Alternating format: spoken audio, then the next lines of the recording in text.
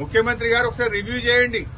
ఎప్పుడు భూముల మీద రివ్యూ, కమిషన్ల మీద రివ్యూ, కాంట్రాక్ట్ల మీద రివ్యూలు చేస్తున్నారు తప్ప రైతుల మీద రివ్యూ చేసే టైం మీకు దొరకలేదు.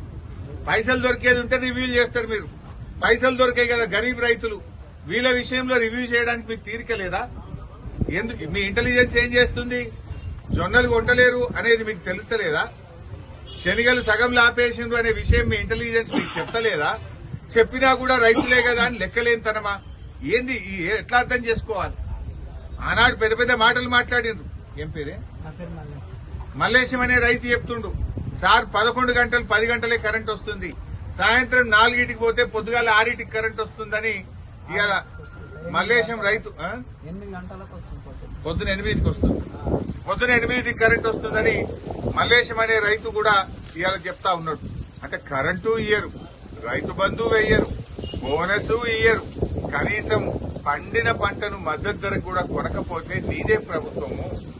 నువ్వు కాంట్రాక్టర్లకు, బినామీల కోసమో, మధ్య దళారుల కోసమో, బ్రోకర్ల కోసమో, పైరవికారుల కోసం ఉందా నీ ప్రభుత్వం? రైతుల కోసం ఉందా? రైతులంటే ఎందుకంత చిన్న చూపు?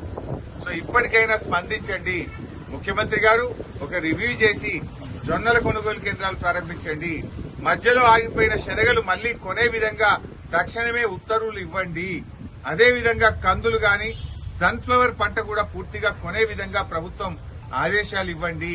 అదేవిధంగా వడ్ల కొనుగోలు కేంద్రాలు కూడా రాష్ట్ర వ్యాప్తంగా తక్షణమే ప్రారంభించాలని, ఈ యాసంగిలో సన్న వడ్లకు కూడా బోనస్ అందించాలని, పోయిన యాసంగి సన్న వడ్ల బోనస్ వెంటనే విడుదల చేయాలని చెప్పి డిమాండ్ చేస్తున్నారు.